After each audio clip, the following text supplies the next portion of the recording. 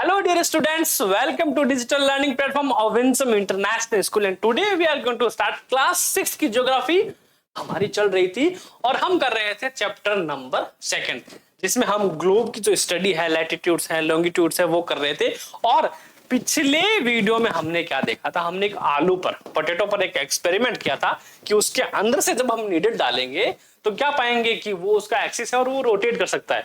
तो अगर आपने पिछला वीडियो अभी तक नहीं देखा है तो फटाफट जाके वो वीडियो देख कर आओ।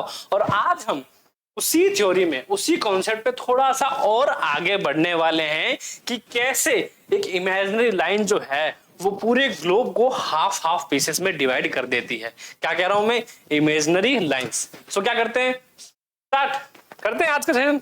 Another imaginary line running on the globe divide into two equal part। क्या कर रही है? Two equal part, this line is known as the equator। The northern half of the earth is known as the northern hemisphere and the southern half is known as the southern hemisphere। अब क्या था मैंने कि धीरे धीरे जो चीजें हैं वो जुड़ती जाएंगी, जुड़ती जाएंगी, जुड़ती जाएंगी। बस इतना सा है। हमने क्या सीखा था, इसको छोड़ो, मेरी तरफ देखो। क्या सीखा था? किस तरह हमने देखा था, ग्लोब होता है, उसके अंदर से हमने नीडल डाली जो उसका एक्सिस है, साथ ही साथ इसमें दो पोल निकले थे, नॉर्थ पोल और साउथ पोल। अब प्लस में क्या ऐड करना है हमें? अब देखो इक्वल क्या होता है, इक्वल का साइन होता है हमारे पास एक, जो कि हम ऐसे बनाते हैं। का मतलब क्या है? इसका मतलब बराबर, यानी अगर मैंने कोई दो नंबर लिखे हैं 2 इक्वल टू 2, इट मींस कि दोनों क्या हैं? बराबर हैं। बस इक्वल को ही थोड़ा सा मॉडिफाई करके हमने बना दिया इक्वेटर। क्या बना दिया सर? इक्वेटर बना दिया। अब ये है क्या क्या चीज है और कैसे क्या करती है, और ये दो नई चीजें क्या है, नॉर्थर्न हेमिस्फीयर, साउथर्न हेमिस्फीयर। देखिए जैसे हमने यहां नीडल डाली ना, वो तो उसके अंदर रहेगी। क्या रहेगी? वो तो उसके अंदर रहेगी। तो हमने क्या करा, स्टार्टिंग में मैंने क्या बताया था आपको, latitude longitude are the imaginary lines which shows on the globe. Correct. बिल्कुल वैसे ही अर्थ जो है हमारा, हम फिर से अर्थ पर ही समझेंगे, ऐसे मजे नहीं आते हमें। क्या हुआ, अर्थ पर एक इमेजिनरी लाइन खींची, फिर से कलर चेंज क्या करी, फिर से एक अर्थ पर एक इमेजिनरी लाइन खींची हमने। तो क्या कर रही है, जो पूरे अर्थ को इक्वल पार्ट में डिवाइड कर रही है। ध्यान से सुनना, क्या कर रही है? पूरे अर्थ को इक्वल पार्ट में डिवाइड कर रही है, दो इक्वल पार्ट में। कितने? दो इक्वल पार्ट में। एक तो ऊपर वाला पार्ट और एक नीचे वाला पार्ट। करेक्ट। अब इसके पहले हमने देखा था कि ये इमेजिनरी लाइन बीच में थी, नीडल डाली हुई, तो ये क्या था हमारा? ये था हमारा साउथ पोल और ये हमारा था नॉर्थ पोल। करेक्ट। जब तक ये पोल था तब तक हमने इसको पोल बोला और सिर्फ इस जगह को हमें पोल ही बोलना है। अब क्या करा, जब हम एक सर्कल को या फिर जियोइड को या फिर स्फेयर को दो पार्ट में डिवाइड करते हैं तो उसका वन पार्ट क्या कहलाएगा? स्फीयर कहलाता है। क्या कहलाता है?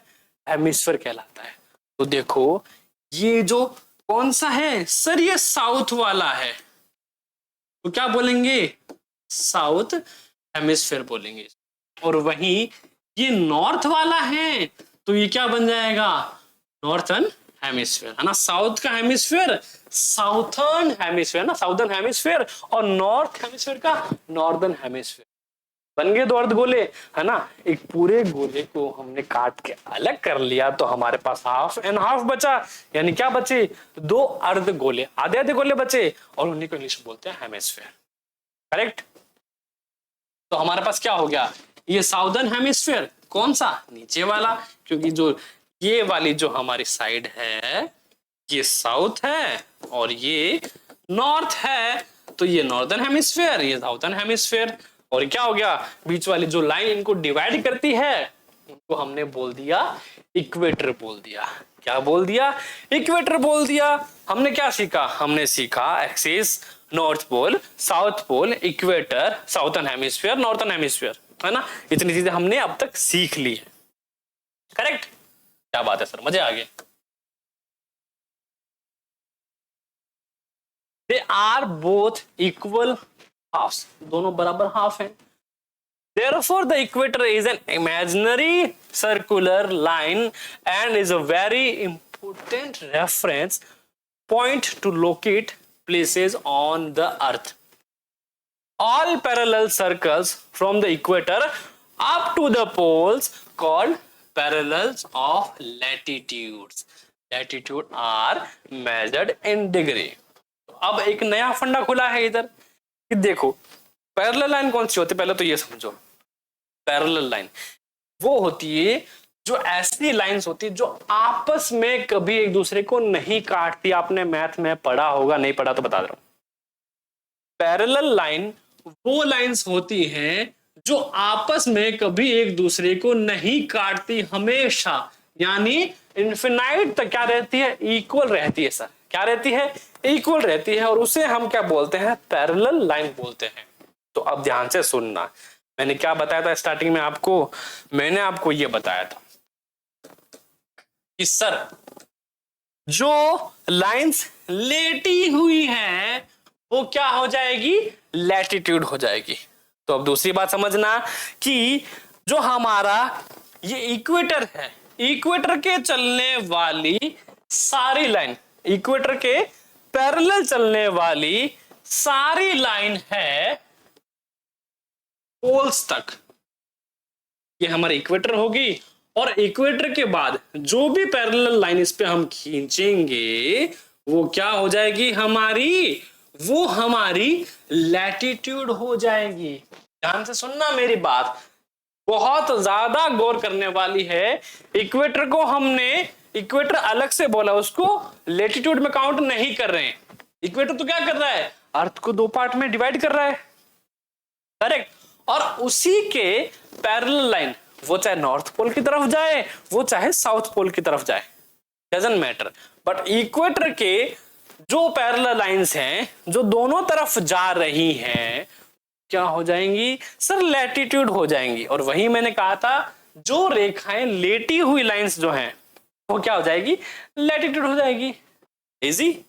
और दूसरी बात, इनको हम डिग्री में मेजर करते हैं। किस में मेजर करते हैं, डिग्री में। सर ये नया क्या फंडा है, नया फंडा नहीं, बहुत ज्यादा सिंपल है, बहुत ज्यादा सिंपल है। अब देखो इसको समझो कि एक्चुअल में है क्या।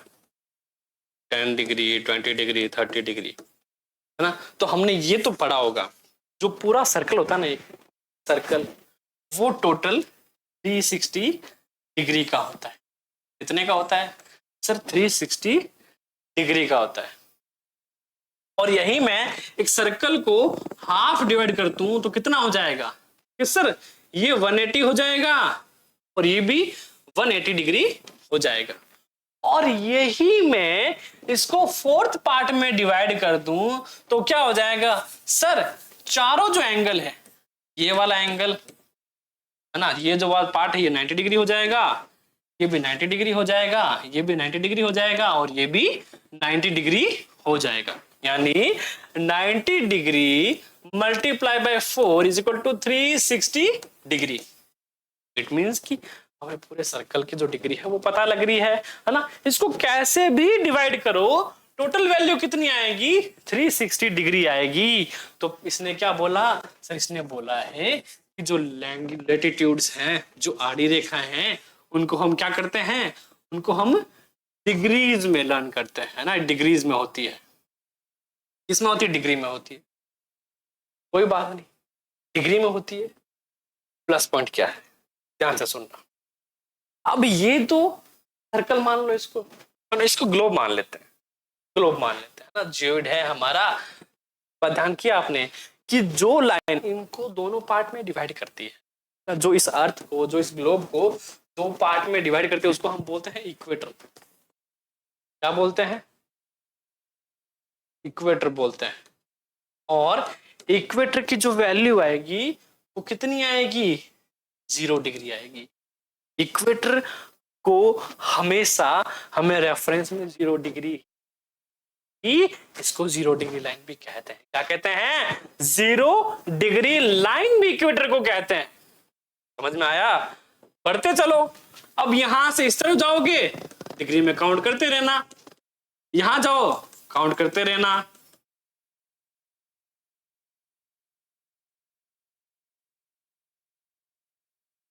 अब एक चीज और बताता हूं आपको, बहुत बढ़िया चीज है। ये देखा है आपने? इसको क्या बोलते हैं? हम तो इसको डी बोलते थे। क्या बोलते थे? डी बोलते थे, है ना? डी बोलते थे। तो मैं क्या करता हूं, इस डी को यहां रखता हूं। कहां रखता हूं? मैंने इस डी को यहां रखा। अब ध्यान से देखो सर, क्या हुआ ये? अरे बाप रे, ये क्या हुआ? ये इसने अर्थ को हाफ हाफ पार्ट में डिवाइड कर दिया। ये हाफ इधर हो गया। अब चलो एक और डी ले लेते हैं। हमें तो सर एक और चाहिए, एक और ले लो। इसको ऐसा करके उल्टा हो जा भाई, थोड़ा मैं दूर दूर कर देता हूं। Okay done. अब देखो क्या हुआ, अर्थ जो है हमारी वो हाफ हाफ डिवाइड हो गई, है ना? ये हमने बोला सर ये इक्वेटर हो गई। क्या हो गई? जो लाइन हमें दिख रही है ना वो इक्वेटर हो गई। अब इसने बोला कि जितनी भी लाइंस है ना, जितनी भी लैटिट्यूड लाइंस है वो सारी डिग्री में पढ़ जाती है। अरे कोई बात नहीं, हम इसको डिग्री में पढ़ लेंगे। कैसे पढ़ लेंगे? अब इसको हम डिग्री में पढ़ते हैं। तो देखो ये जो लेखा हो गई, उसके बाद वाली कितनी? 180 होगी। इसको छोड़ो, 180 को यहां से स्टार्ट करो। 0 डिग्री, 10 डिग्री, 20, 30, 40, 50, 60, 70, 18, 19। आप पहुंच गए हम। सर हम 90 डिग्री में पहुंच गए। फिर चलो बढ़ते चलो, 90 से क्या आ जाएगा? 100, 110, 120, 130, 140, 50, 60, 70, 80, यानी 0 डिग्री लाइन पहुंच। वही है नीचे वाला पोर्शन है। सर चलो 0, चलो 0, 10, 20, 30, 40, 50, 60, 70, 80, 90 और फिर वापस 0 पर चलते। कैसे है सर? डिग्री में ही है, कोई टेंशन नहीं। हमें पता लग गया कि सर जितने भी लैटिट्यूड्स हैं सारे डिग्री में पढ़े जाते हैं। ये लो, हमने तो एक सिंपल डी से, है ना, जिसको हम डी बोलते हैं मेजरमेंट स्केल, हाफ सर्कल वाला हेमिस्फीयर, इससे हमने पता लगा लिया कि हाँ कैसा होता है सिस्टम। तो latitude are measured in degrees. बहुत इजी है। अब हमें इसकी जरूरत नहीं, क्योंकि हमने जो कॉन्सेप्ट समझना था वो हमने और अच्छी तरह समझ लिया। कैसे? कि सर एग्जैक्ट हमने डी को रख लिया। किसको रख लिया? एक डी को रख लिया। अब ये डी हमें बता देता है कितनी डिग्री है कितनी डिग्री। तो बस अगर अब देखो यहां 0 से लेके 180 डिग्री है भैया, 180 डिग्री और फिर इसको रखेंगे 180। तो 180 प्लस 180 कितना हो जाएगा? 360 डिग्री। बात तो वही है सर, करेक्ट। हमने समझा अब तक लैटिट्यूड। क्या समझा? लैटिट्यूड, जो रेखा लेटी हुई है वो सर लैटिट्यूड। और हमने डी में देखा था कि जो बिल्कुल स्ट्रेट लाइन जो होगी वो कितनी की है? 90 डिग्री की है। कितनी है? 90 डिग्री है। और ये हो जाएगी 0 डिग्री। और ऐसे बढ़ते चलो, ऐसे बढ़ते चलो, यहाँ क्या आ जाएगा? 90 डिग्री और फिर वापस घटते क्रम में, और यहाँ फिर वापस घटते क्रम में, है ना? 90 डिग्री, 60, 30, 90, 60, 30, वापस कम में चलना है ना। तो दोनों काउंट करेंगे 180, 180 यानी 360 डिग्री हो जाएगा टोटल। करेक्ट। अब ये आगे पढ़ेंगे। एक्चुअली क्या है, मैंने आपको क्या बताया कि सर जो लेटी हुई क्या है? लेटीट्यूड है, और जो खड़ी है वो लॉन्गिट्यूड है। तो जिस तरह ये लेटी हुई लाइन है, क्या बोलते हैं इसको? लैटिट्यूड। बिल्कुल वैसे ही लॉन्गिट्यूड है, पर इसको हम अभी नहीं समझना, पहले इसके बारे में पढ़े उसके बाद समझेंगे। So the equator represent the 0 degree. इसको रिप्रेजेंट करता है 0 डिग्री को, जो हमारा इक्वेटर है वो सिंपली रिप्रेजेंट करता है। Latitude, since the distance from the equator to other poles of is 1/4 of a circle round the earth, it will measure 1/4 of 360 degree। अरे बता दिया था दीपक सर ने क्या बता दिया था कि जो 90 डिग्री जो है वो कितना है, 1/4 है पूरे सर्कल का, है ना। पूरे सर्कल को हमने क्या किया, 90 90 90 90 पार्ट में डिवाइड कर लिया और उसका सिंगल जो है वो उसका 1/4 हो जाएगा। यस सर, बिल्कुल correct. So does the 90 degree north latitude mark the north pole? 90 degree का जो है वो नॉर्थ पोल मार्क करता है, 90 डिग्री का साउथ जो है वो साउथ पोल मार्क करता है, बात खत्म। Degree south latitude mark south pole. So as such all parallel north of the equator are called north latitudes and similarly all parallel south of equator are called south latitude। अब ये तो बच्चा ही समझ गया होगा। क्या समझ गया सर? बच्चा भी समझ गया। हाफ पार्ट है, डिवाइड हुआ नहीं हुआ? हुआ ना, हुआ ना। तो हाँ, कौन सा पोल है ये? नॉर्थ पोल है। ये कितनी डिग्री है? 0 डिग्री है। तो यहां से लेकर यहां तक जितनी लाइन होंगी वो क्या होंगी? North latitude, correct. और साउथ है ये, और साउथ तक जितनी लाइन होंगी कितनी होंगी? South latitude.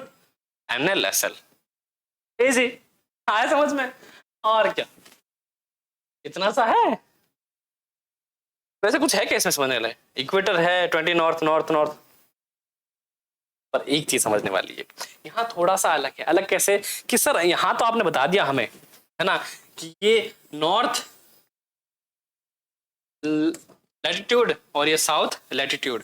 तो अगर इनके साथ डिग्री दे दे हमें, क्या दे दे सर? डिग्री दे दे। अगर बोला इसने कि 40 डिग्री नॉर्थ में है तो क्या हो जाएगा? 40 डिग्री नॉर्थ लैटिट्यूड। सर ये तो आपने कोऑर्डिनेट निकाल दिया, डायरेक्शन मिल गई। अगर मैं बोलूं कि 30 डिग्री नॉर्थ लैटिट्यूड तो कहां जाना है? पता लग गया किसकी बात कर रहा है? कि नॉर्थन हेमिस्फीयर के अंदर जो लैटिट्यूड लाइन है वो कितनी वाली बात कर रहे हैं? सर 30 डिग्री वाली बात कर रहे हैं। ये लो, ये 20 थी, ये 40 थी, बीच में कौन सी होगी? 30 डिग्री। यानी डायरेक्शन कहां है? इस लाइन पर है, करेक्ट। हमें ये तो पता लग गया, हमें ये तो पता लग गया कि सर आपने जो डायरेक्शन बताई अभी 30 डिग्री, ये इस पूरी की पूरी लाइन की बात कर रहा है ना। मैंने कहा 30 degree north latitude, it means कि इसकी पूरी लाइन की बात कर रहा है। क्या पता चला? एक डायरेक्शन पता लग गई। क्या लग गई? एक डायरेक्शन हमें पता लग गई है। अब क्या करेंगे सर? अब इसमें थोड़ा सा तड़का लगाते हैं कि अगर मैं बोलूं वही आपको लॉन्गिट्यूड भी बता दूं मैं आपको, बाय चांस की कोई लॉन्गिट्यूड है, ये बता दिया मैंने भाई, ये वाली है, बताऊंगा अभी बाद में कि कैसे मेजर करेंगे हम इनको। ये है, तो क्या मैं बता सकता हूं कि मैं इस लोकेशन की बात कर रहा हूं? तो हमारा विक्टिम क्या हो गया? अब हमारे ट्रैप में फंस चुका है। फंसा नहीं फंसा? फंस गया ना, फंसा है। और ऐसे फंसेगा कि निकलेगा नहीं वापस। लोकेशन हमें मिल चुकी है। कौन बताएंगे कि सर मैं उस सर्कल पे खड़ा हूं। सर्कल पे कहां खड़ा है? यहाँ खड़ा है, वहां खड़ा है, वहां खड़ा है। बट अगर हमें उसके कोऑर्डिनेट पता है ना, तो एग्जैक्ट जगह पर ही हम लैंड करेंगे। बस, तो और क्या चाहिए? सीबीआई वाली नॉलेज हम याद दे रहे हैं। The value of each latitude is therefore followed by either the word north or south. Generally, this is indicated by the letter N or S. है सर, पता है। अपर वाली डायरेक्शन बताई थी, कौन सी थी? नॉर्थ, डाउन वाली साउथ, फ्रंट वाली ईस्ट एंड बैक वाली वेस्ट। तो क्या पता लगा सर? हमें पता लग गया, सब कुछ सब आ गया हमें एक बार में, कोई टेंशन नहीं। So this is indicated by letter N or S. For example, both Chandrapur इन महाराष्ट्र, देखो चंद्रपुर इन महाराष्ट्र जो कि इंडिया में है, महाराष्ट्र इंडिया में है, एंड बेलो हॉरिजॉन्टे इन ब्राजील, है ना। ये जो बेलो हॉरिजॉन्टे है और ये चंद्रपुर है, एक है इंडिया में, एक है ब्राजील में। कहाँ है? एक है इंडिया में, एक है ब्राजील में, इन साउथ अमेरिका। कहा? साउथ अमेरिका में। Are located on parallel of about 20 degree latitude. but the former is 20 degree north of the equator and the latter is 20 degree south of it. तो देखो चंद्रपुर और बेलो हॉरिजेंट है ना, south America मान लो, India और south America हमारे पास दो लोकेशन है। क्या है? इंडिया साउथ अमेरिका हमारे पास दो लोकेशन है। पहली कहाँ है? पहली है 20 डिग्री लैटिट्यूड नॉर्थ में। देखो एक तो थी महाराष्ट्र, महाराष्ट्र में सर एक चंद्रपुर नाम की जगह इस किताब ने हमें बताई है। कहां थी? नॉर्थन लैटिट्यूड के 20 डिग्री लाइन पर। 20 डिग्री लाइन 60 ये वाली हो गई, 0 15 ये 5 डिग्री यहां पे हो जाएगी 20 डिग्री लाइन। ठीक है, 20 डिग्री नॉर्थ लैटिट्यूड क्या है सर? महाराष्ट्र का चंद्रपुर है और वहीं पर साउथ अमेरिका जो बेलो हॉरिजॉन्टो है वो भी 20 डिग्री पर है, बट कौन सी है? साउथ वाली पर है। कहां पर है? साउथ वाली पर है। तो है तो दोनों 20 डिग्री, पर एक नॉर्थ में है और एक कहां है सर? साउथ में है। क्या थे? 20 डिग्री। जब एक डायरेक्शन का फेरबदल हुआ तो हमारी पूरी लोकेशन क्या हो जाएगी? समझ में आया? एक यहां पर अलग अलग जगह है दो। अब अगर मैं और डिटेल में बताऊं आपको, अभी देखते हैं। So we therefore say that Chandrapur is situated at 20 degree north latitude and Belo Horizonte is situated 20 degree south latitude। तो हमें ये पता लग गया कि अब एक ग्लोब के अंदर हमें बोला जाए इतने डिग्री लैटिट्यूड साउथ और इतने डिग्री लैटिट्यूड नॉर्थ में अगर हो तो हम ऐसे चुटकियों में डायरेक्शन निकाल सकते हैं कि नहीं? है कि नहीं? बिल्कुल निकाल सकते हैं सर। तो कहाँ थे हम? So we C in figure 2.2, ठीक है, that as we move away from the equator the size of parallel of latitude decrease। Size of parallel latitude decrease. क्यों डिक्रीज होगा सर? लैटिट्यूड का साइज क्यों डिक्रीज होगा? अरे होगा ना, क्योंकि इक्वेटर है ना ये पूरा बल्की एरिया है ना, फूला हुआ है। और हमने क्या देखा था कि जो अर्थ का शेप है वो कैसा है? वो सर जियोइड है। कैसा है? जियोइड है। और जियोइड शेप में क्या होता है? अंदर से फूला हुआ और ऊपर से चपटा सा थोड़ा सा। तो जैसे जैसे हम पोल्स की तरफ जाएंगे जो लैटिट्यूड्स हैं वो क्या हो जाएंगे? डिक्रीज होते रहेंगे, है ना, कम होते रहेंगे। का साइज कम होता रहेगा। साइज की बात कर,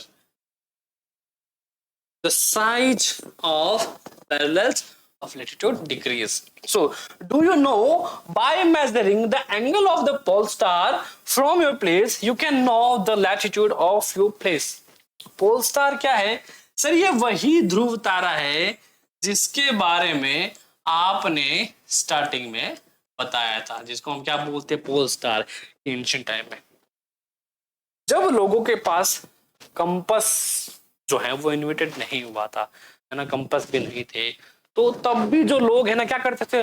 लंबी लंबी यात्रा करते थे, रेगिस्तान में करते थे, समुद्र में करते थे। अब एक बताता हूँ आपको, है ना, छोटा सा टिप देते हैं अपने। भाई हट जाओ, अब दीपक सर बात करने वाले हैं। देखो ये लैंड एरिया पूरा है ना, अब क्या हुआ? ये पूरा का पूरा पानी है, पानी है, पानी है, पर क्या हुआ? टुच्चू सा हमारा एक छोटा सा है ना, ये हमारा एक शिप है, इसमें दीपक सर बैठे हैं, दीपक सर के स्टूडेंट बैठे हैं। अब पूरे समुद्र में इनको यहां तक तो दिखाई दे रहा है, विजिबिलिटी एरिया कितना? इतना है। यहाँ पे कोई जमीन उनको दिख नहीं रही थी। अब कहाँ जाए? यहाँ जाए, यहाँ जाए, यहाँ जाए, यहाँ जाए, यहाँ जाए, यहाँ जाए, कहाँ जाए? कि जो जमीन है वो हमारे पास में रहे, या फिर जहां हमें पहुंचना है। कहाँ थे भाई? हमारा जो एरिया है वो पोल स्टार के इस तरफ रहता है, पर हम तो जा रहे हैं इस तरफ। कैसे पता लगे? कैसे पता लगे? तो क्या करते हैं, इसलिए जो एंशिएंट टाइम है वो पोल स्टार के लोकेशन को देखकर पता लगाते थे कि ये जो लैंड है इस तरफ है, पर हम तो यहाँ हैं। इनका लैंड पता नहीं लगता था, इनका उनको पता होता था कि पोल स्टार अगर यहाँ है तो इनका यहाँ लैंड एरिया है, पर अभी वो कहाँ है? यहाँ है। तो अगर पोल स्टार यहाँ है तो इनको इस तरफ जाना है, ना कि उस तरह। तो इससे क्या पता लगता था उनको, इनको लोकेशन पता लगती थी कि हम समुद्र में या फिर रेगिस्तान में अभी कहाँ हैं और हमें कहाँ जाना है। पता किया कैसे पता किया सर? ऐसे पता किया, जो पोल स्टार की लोकेशन है वो हमारे घर की या फिर जो हमारा लैंडमार्क है उस एरिया की जगह की लोकेशन हमें बता देता है। तो अगर आप पोल स्टार को स्टडी करो, बहुत इजी है उसके लोकेशन को ट्रेस करना। वो हमेशा नॉर्थ साइड में ही मिलेगा, पोल स्टार जो है हमेशा नॉर्थ साइड में मिलेगा और वहां से आप इजीली उसको ट्रैक कर सकते हो। और शायद इसीलिए जब भी मैप पढ़ते हैं तो उसके राइट अपर कॉर्नर में हम हमेशा नॉर्थ मार्क करते हैं, क्या होता कि दोनों में थोड़ा सिंक्रोनाइज होता रहे कि हाँ सब कुछ सिमिलर सा है, तो हमारे लिए स्टडी करने में क्या होता है, बहुत ज्यादा आसानी रहती है। तो हमने क्या समझ लिया, हमने तो अभी तक बहुत सारी चीजें देख ली सर। हमने देखा लैटिट्यूड देखा, लॉन्गिट्यूड देखा, इक्वेटर देखा, एक्सिस देखा, नॉर्दर्न हेमिस्फीयर देखा, साउथर्न हेमिस्फीयर देखा, नॉर्थ लैटिट्यूड देखा, साउथ लैटिट्यूड देखा, बहुत सारी चीजें देख चुके हैं हम। अब भी बहुत सारी बाकी हैं। सो इंपोर्टेंट पैरेलल ऑफ लैटिट्यूड्स। यहां तक हमने ये समझा कि लैटिट्यूड्स होती हैं, ये होती है, ये होती है। इनमें सिर्फ इंपोर्टेंट क्या थे हमारे पास, north pole, south pole, equator. ये तीन ही इंपोर्टेंट थी जो हमसे पूछी जाती हैं। इसके अलावा कुछ जो लाइन है इंपोर्टेंट वो मैं आपको बताते चलता हूं साथ साथ, बिसाइड द इक्वेटर, है ना। इक्वेटर भी इंपोर्टेंट थी हमारे पास, इक्वेटर हमारे पास इंपोर्टेंट थी तो इसको मार्क कर लेना। The north pole 90 degree and इसको मार्क कर लेना, and south pole 90 degree S, इसको मार्क कर लेना। अब चलते हैं, there are 4 important parallels of latitude. ये अपनी नोटबुक के एक्स्ट्रा नोट वाले पेज पर पेस्ट कर लेना, चिपका लेना, लिख लेना, जरूरी है। ट्रॉपिक ऑफ कैंसर 23.5 नॉर्थ, कौन सी लाइन है, ट्रॉपिक ऑफ कैंसर कहां है, नॉर्थन हेमिस्फीयर में। तो नॉर्थन हेमिस्फीयर चले हम तो ये आ गया हमारा ट्रॉपिक ऑफ कैंसर, जिसको हिंदी में हम कर्क रेखा कहते हैं। क्या कहते हैं, कर्क रेखा कहते हैं, जो कहां पर एग्जिस्ट करती है, 23.5 डिग्री ऑफ नॉर्थन हेमिस्फीयर। तो 23.5 नॉर्थ में हमारी ट्रॉपिक ऑफ कैंसर जो है वो एग्जिस्ट करती है ग्लोब के ऊपर। ध्यान रखना ये सारी इमेजिनरी लाइंस हैं। नेक्स्ट है हमारी ट्रॉपिक ऑफ कैप्रिकन 23.5 साउथ की तरफ। इजी है याद रखना कि अगर 23.5 डिग्री नॉर्थ की तरफ अगर है तो बिल्कुल 23.5 डिग्री साउथ की तरफ कौन सी हो जाएगी, द ट्रॉपिक ऑफ कैप्रिकन, यानी जिसको हम मकर रेखा भी बोलते हैं, मकर रेखा भी बोलते हैं। तो मकर संक्रांति आपने अगर सुना है तो बिल्कुल वो किस्सा इसी से जुड़ा हुआ है कि जब सूरज है वो एक आयन में प्रवेश करता है तो उस दिन मकर संक्रांति बनाई जाती है। बिल्कुल इससे जुड़ा हुआ है, मकर रेखा से जुड़ा हुआ है। तो हमने क्या देखा सर, हमने देखा ट्रॉपिक ऑफ कैंसर 23.5 नॉर्थ की तरफ है और ट्रॉपिक ऑफ कैप्रिकन 23.5 साउथ की तरफ है ना, साउथर्न हेमिस्फीयर नॉर्थर्न हेमिस्फीयर में दोनों चीजें थी। साथ ही साथ Arctic circle eight 60.5 degree north of the equator. जो ये सर्कल है हमारा, अब इसको कलर अलग ले लेते हैं, पिंक कलर लेंगे हम, है ना। पिंक कलर हमने लिया और हमने क्या करा, हमने आर्कटिक सर्कल को मार्क कर दिया। क्या कर दिया, आर्कटिक सर्कल को मार्क कर दिया। ये पूरा कौन सा है, आर्कटिक सर्कल है। और दूसरा नंबर 4 अंटार्कटिका सर्कल। अंटार्कटिका सुना है, पेंगुइन की बात अगर करते हैं तो अंटार्कटिका सर्कल दिखते हैं। Antarctica circle eight 60.5 degree south of the equator. Equator के कहाँ है, साउथ में। तो ये वाला जो एरिया है जो ग्रीन फोर्सेस से मैंने डार्क कर दिया है वो कौन सा है, वो अंटार्कटिक सर्कल है। कौन सा है, एक आर्कटिक सर्कल कहाँ है, नॉर्थ की तरफ, और एक अंटार्कटिका सर्कल कहाँ है, साउथ की तरफ। अब दूसरी बात देखने लायक है, ये जो बीच में है इसको बोलते हैं हम इक्वेटर, इक्वेटर बोलते हैं। और ये दोनों क्या हो जाएंगे, जो नॉर्थ पोल का ये जो एरिया है, अभी हम आपको मार्क करके दिखाएंगे बहुत बढ़िया से येलो कलर में। तो ये जो हमारा एरिया है ये है फ्रिज जोन। कौन सा है, फ्रिज जोन। यहां जम जाती है बर्फ, टेम्परेचर रहता है माइनस में, कितने, माइनस से 50 60 70 100 पता नहीं कितना चला जाता है, बहुत कम टेम्परेचर है ना, इतना कि मतलब हाथ डाला पत्थर बन गया, इसलिए उसको फ्रिज जोन बोलते हैं। साल के 365 दिन यहाँ बर्फ जमी रहती है। ध्यान रखना आपको, कौन से थे, जो साउथ पोल का सर्कल है, नॉर्थ पोल का सर्कल है, वो पूरा फ्रिज जोन है। उसके बाद में हमारा आता है, कौन सा आता है, Arctic Arctic circle, Arctic circle के बाद ट्रॉपिक ऑफ कैंसर, फिर इक्वेटर आता है, इक्वेटर के बाद ट्रॉपिक ऑफ कैंसर, फिर साउथर्न में क्या है, अंटार्कटिका सर्कल।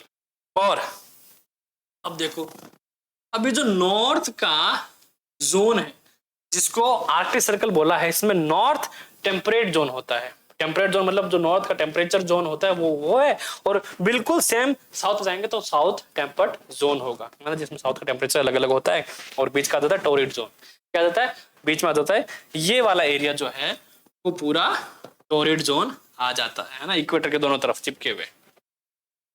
ये चीजें हमने देख ली, क्या देख ली सर, हमने देखा दोनों तरफ फ्रिज जोन, फिर चले Arctic Circle, Antarctica Circle, equator है, इक्वेटर के पास ऊपर की तरफ 23.5 नॉर्थ में Tropic of Cancer and Tropic of Capricorn south 23.5 में। करेक्ट। ये लाइनें क्या करनी है आपको, खुद से मार्क करनी है, कॉपी में नोटबुक में बढ़िया सा ग्लोब बनाना, ग्लोब पे लाइन मार्क करके लिख लेना कि हर वक्त काम आएगी। Heat zones of the earth. अब सर ये हीट जोन का लफड़ा कहां से आ गया, हम तो अच्छा खासे लेटीट्यूड लॉन्गिट्यूड पढ़ रहे थे, ये कहां से आ गया, तो ये आया जब हमने इसको डीप स्टडी किया ना, ग्लोब को डीप स्टडी किया हमने, तो हमने क्या देखा, अरे सर हमने देखा कि देखो आपने बताया था कि जो नॉर्थ ट्रॉपिक ऑफ कैंसर के बाद और आर्कटिक सर्कल के अंदर जो एरिया है वो नॉर्थ टेम्परेट जोन है, और वही साउथ में देखा साउथ टेम्परेट जोन है, और बीच वाला जो एरिया है वो मैं आपको बढ़िया से ब्लैक कलर में मार्क करके बताऊंगा। ये जो एरिया है हमारा,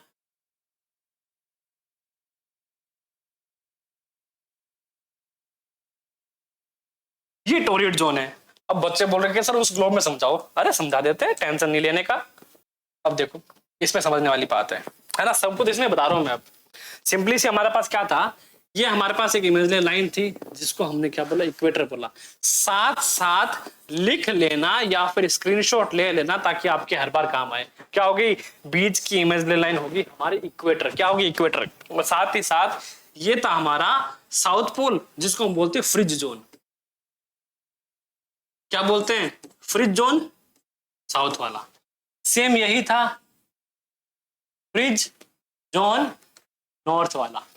उसके साथ हमने देखा, ये देखो यहां देखो जा रही है 23.5, कौन सी थी, ट्रॉपिक ऑफ कैंसर, जिसको हम कर्क रेखा बोल रहे थे। करेक्ट। और वही हम चले 23.5, नीचे तो नहीं हो गया, कोई ना, इतना चलता है सर, 23.5 ये हो गया साउथ की तरफ, क्या हो गया, ट्रॉपिक ऑफ कैप्रिकन, जिसको हम क्या बोलते हैं सर, मकर रेखा बोल रहे थे। क्या बोल रहे थे, मकर रेखा बोल रहे थे। और यहां हमने जो देखा, ये देखा हमने, ये हमने क्या देखा, ये अंटार्कटिका, रिपीट कर रहा हूं, और ये हमने जो देखा, ये हमने क्या देखा, ये हमने देखा अंटार्कटिका वाला सर्कल। कौन सा, अंटार्कटिका वाला सर्कल। और वही हमने ऊपर का जो एरिया देखा था, ये हमने देखा था आर्कटिक वाला सर्कल। करेक्ट। और ये जो एरिया हम देख रहे थे, ये कौन सा था? ये था north temperate zone, temperate zone था। और वही ये एरिया जो हम देख रहे थे इसके बाद वाला, ये कौन सा था? ये था साउथ टेम्परेट जोन था, करेक्ट। अब इसके साथ ये इक्वेटर थी हमारी, क्या थी सर? ये तो इक्वेटर बताई थी आपने। अब क्या करें हम? इक्वेटर के पास वाला ये जो एरिया था, ये जो जोन था, इसको बोलते हैं टोरिड जोन। क्या बोलते हैं? टोरिड जोन इसको बोलते हैं। अब इतना कुछ हमने पढ़ लिया था, लॉन्गिट्यूड में चलेंगे, बाद में आगे चलेंगे, पर थोड़ा समझ लेते हैं कि अगर मैंने यहाँ मकर रेखा की बात करी तो मैंने एक बात छेड़ी थी मकर संक्रांति की, जब सूरज है जो इससे कनेक्ट रहता है ना, सिंपल सी, जब इससे कनेक्शन होगा सूरज का, सूरज सन हमारा, तो क्या होगी उस दिन स्पेशली जो है मकर संक्रांति जो है वो बनाई जाती है। तो यहां से बात आ गई थी किसकी? हीट की। तो अब देखो ये जो 0 डिग्री है ना, यहां पर जो सनलाइट है वो, उसका जो लाइट है वो डायरेक्ट गिरती है ना, स्ट्रेट लाइन पे गिरती है। अगर एक तो मैंने टॉर्च जलाई, टॉर्च जलाकर एक तो सीधा उंगली के सामने रखता हूं ऐसे, तो क्या होगा? यहाँ मेरी उंगली है ना, इसके पॉइंट पर लाइट बहुत ज्यादा पड़ेगी, प्लस जो हीट है लाइट से, हीट ज्यादा जनरेट होगी मेरी उंगली पर, करेक्ट। और अगर यही मैं बोलूं कुछ ऐसे टिल्ट कर लूं, मैं इसको थोड़ा लाइट को थोड़ा सा टिल्ट कर लूं, तो लाइट क्या होगी? जो पहले गिर रही थी, जो लाइट डायरेक्ट फोकस गिर रहा था, उससे थोड़ी कम हो जाएगी और थोड़ी हीट भी कम हो जाएगी, करेक्ट। तो बस यही फंडा जो है यहाँ पे काम करता है कि जो सनलाइट है वो डायरेक्ट यहां पर गिरती है ना। जो ये एरिया है ना, डायरेक्ट इस एरिया पर सनलाइट गिरती है, जिसमें से ये एरिया इंपॉर्टेंट इक्वेटर वाला, यहां पर तो सर के ऊपर धूप गिरती है ऐसे दोपहर को, आदमी की हालत खराब हो जाए गर्मियों में, होती है डायरेक्ट सर के ऊपर है जो हमारा सन, वो लाइट गिरती है। तो ये हो गया 0 डिग्री इक्वेटर, शायद इसीलिए इसको 0 डिग्री इक्वेटर कहा गया है, डायरेक्ट सनलाइट गिरती है। तो यहाँ क्या होगी? जब डायरेक्ट सनलाइट गिरेगी तो बेशक गर्मी भी बहुत ज्यादा होगी यहां पर। इतना समझ में आया? अब चलते हैं हीट वाले जोन पर। यहां बहुत बढ़िया तरीके समझा रखा है। Heat zones of the earth, the midday sun is exactly overhead at least once a year on all latitude in between the Tropic of Cancer and the Tropic of Capricorn. This area therefore receive a maximum heat and is called the torrid zone. बताना तो बनता है sir, बताना तो बनता है। क्या कहा था? कर्क रेखा और मकर रेखा के जो बीच वाला जो एरिया था हमारा, yellow yellow yellow yellow yellow yellow yellow, क्या होता है? यहाँ पर डायरेक्ट सनलाइट गिरती है और यहाँ पर जो टेम्परेचर है वो बहुत ज्यादा हाई चला जाता है, ठीक है। तो क्या होता है? हीट पड़ेगी, ज्यादा गर्मी होगी, तो ज्यादा गर्मी होगी, इसको बोलते हैं टोरिड जोन, ठीक है ना। और इसमें भी 0 डिग्री इक्वेटर पर एक फैक्ट बताता हूं आपको, है ना। आपने 0 शेडो डे सुना है? 0 शेडो डे, एक ऐसा दिन जिस दिन आपकी शेडो नहीं बनती। क्या नहीं बनती? शेडो नहीं बनती। अरे एक्चुअल में हाँ होता है। ये जो 0 डिग्री लाइन है इक्वेटर, यहाँ पे जब साल में एक बार होता है, पर है ना, साल में एक बार क्या होता है, सूरज जो है एकदम इक्वेटर के ऊपर रहता है। क्या रहता है? ऊपर रहता है। जो ये ऑब्जेक्ट है, सपोज दैट कि ये टिप्पस खड़े हैं, अब अगर यहाँ पे टॉर्च गिराऊंगा तो शेडो कहाँ बनेगी? इसके अपोजिट यहाँ बनेगी। और यहां से अगर लाइट गिराऊंगा तो शेडो क्या बनेगी? पीछे की तरफ बनेगी। तो अगर इस ऑब्जेक्ट के डायरेक्ट ऊपर में अगर लाइट मारो तो इसकी शेडो बनेगी इस तरफ? नहीं, इसकी नीचे ही बनेगी, है ना। तो वो शेडो ना के बराबर बनती है, करेक्ट। जैसे कि फॉर एग्जाम्पल, जैसे देखो ये अपने दीपक सर खड़े हैं, उसको साल टोपी पहन के, ठीक है। अब दीपक सर के ऊपर कहाँ खड़े हैं? वो 0 डिग्री इक्वेटर लाइन वाले एज में खड़े हैं। अब ये सूरज चाचू आए, धूप गिरी और इनकी जो शेडो थी वो बनी यहाँ इनके पैर के नीचे, वो भी इतू सी। क्या बनी? इतू सी। अब ये जो शेडो है दिख तो नहीं रही क्योंकि वो पैर के नीचे है, तो उसको क्या बोलते हैं, ये बोलते हैं जीरो शैडो डे, है ना, साल में एक बार आता है। और यही अगर सपोज दैट हमारा जो सूरज चाचू है, दीपक सर की मुंडी गायब होगी, जो सूरज चाचू है हमारे, वो अगर यहां ना होकर अगर यहां हो जाए तो शेडो कहां बनेगी दीपक सर की, अरे दीपक सर की शेडो तो यहां बन जाएगी, ये लो।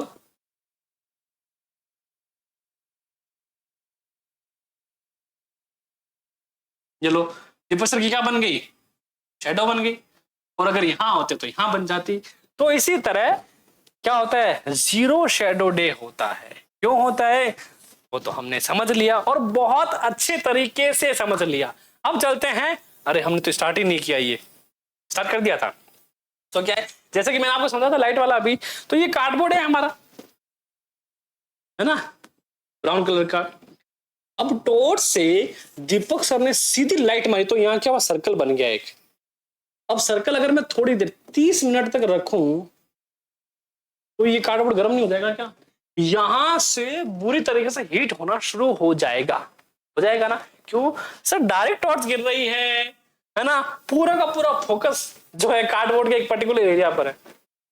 वही मैं क्या करा, अगर मैंने या तो टॉर्च को टिल्ट कर लूं या मेरे कार्डबोर्ड को टिल्ट कर लूं, तो क्या होगा, जो लाइट है ना वो यहां ना होकर यहां तक फैल जाएगी।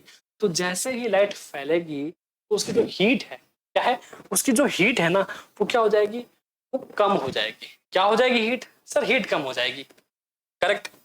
ठीक है, तो आज का चैप्टर हम करते हैं यहीं पर एंड कर रहे हैं, कंप्लीट नहीं हो रहा, कंप्लीट हम करेंगे आगे नेक्स्ट सेक्शन से, नेक्स्ट पार्ट कंटिन्यू करेंगे। और जाने से पहले आपको क्या करना है, अगर आप मुझे पहली बार देख रहे हो तो इस वीडियो को लाइक कर देना, चैनल पर नए हो तो सब्सक्राइब करना। बात बताओ इस चैनल के बारे में, तो देखो यहाँ विंसम डिजिटल लर्निंग में आपको कंप्लीट जो एनसीईआरटी कोर्स है वो मिलेगा, क्लास 6 to 12 कंप्लीट मिलेगा। तो आप अभी 6 में हो, 7th 8th 9th 10th 11th 12th में जो भी आपके फ्रेंड सर्कल में है, भाई बंधु जो भी फैमिली में है, इवन क्लास में भी हैं, सबको आप शेयर कर सकते हो। साथ ही साथ आईआईटी, नीट, यूपीएससी लेवल के जो एग्जामिनेशन है उन सब का बेसिक्स जो है वो भी आपको इस चैनल पर ऑलरेडी मिलेगा, क्योंकि जो सारा एनसीईआरटी बेस्ड है, और ये जो है सीबीएसई, आरबीएसई और अदर स्टेट बोर्ड का भी कंटेंट जो एनसीईआरटी करिकुलम फॉलो करते हैं उन सभी के लिए अवेलेबल है।